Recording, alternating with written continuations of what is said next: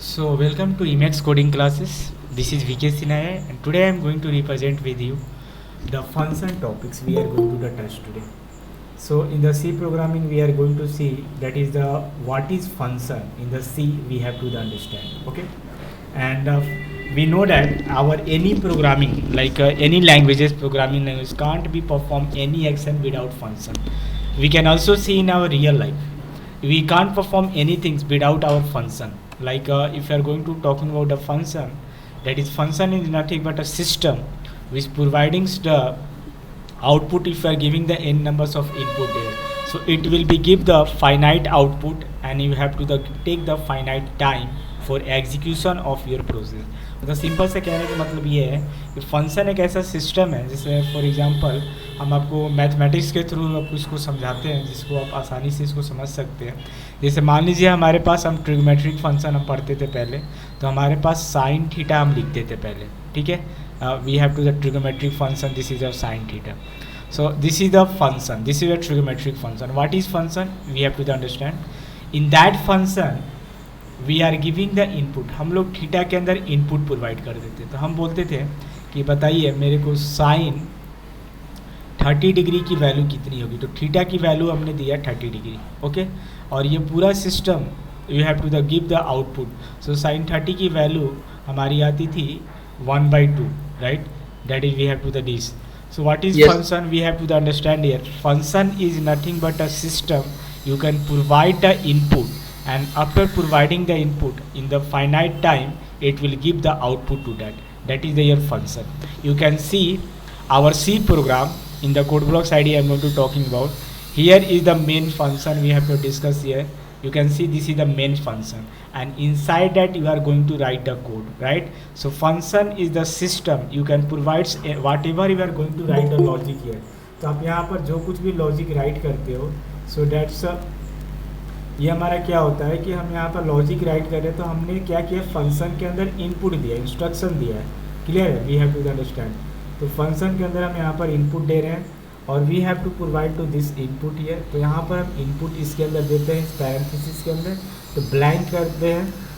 Blank करने का मतलब होता है कि हम n numbers of data pass कर सकते हैं यहाँ पर और n numbers of different types of data को हम यूज़ कर सकते हैं.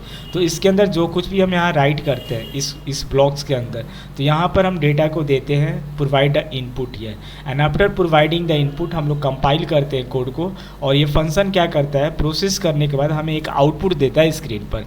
That is the function here, right?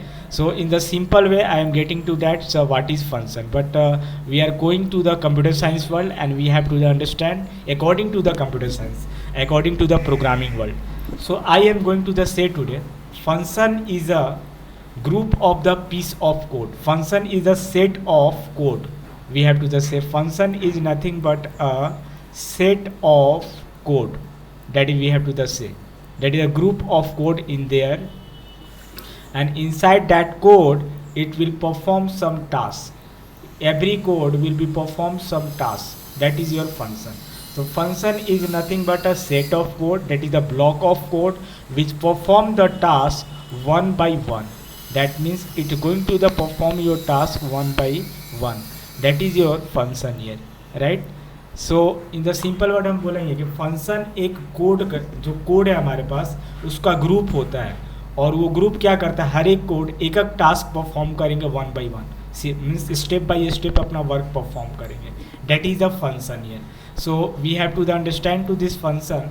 We can see on the code blocks ID here and this is your function here, main function, and parenthesis symbol you are giving that, and here you are going to write the code inside that. So I am going to write the code here first. Suppose you are going to write the float data and you are giving the p on initialize, the value is of 5.6, like same thing is there, right? And next I am taking the integer data, I am taking the q, and here I am going to store the variable is the 10. And now finally I am use the one printf function, and printf is also your function. Inside that I am giving the modulus specifier, that is the format specifier we are giving to printf function. आपको ये बता रहा है printf function कि भाई मेरे पास किस types का डेटा है. तो हमने बोला कि पहले मेरे पास फ्लोट डेटा है और दूसरा हमने बोला कि हमारे पास इंटीजर टाइप का डेटा है जिसको मॉडुलस डी हम यूज किए हुए हैं, ये डबल कोट के अंदर देंगे। और हम बोले कि बताओ मेरे को पी और क्यू के अंदर कौन सी वैल्यू है।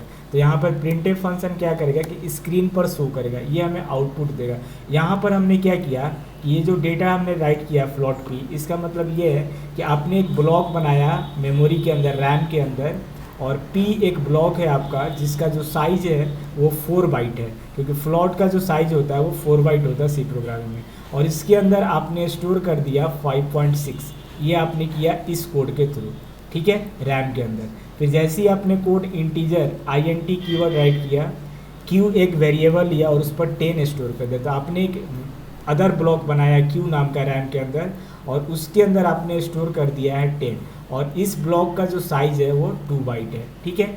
और फाइनली हमने क्या किया, इनर हमने इनपुट दिया, हमने क्या किया सिस्टम में डेटा को स्टोर कराया, गेटिंग पॉइंट।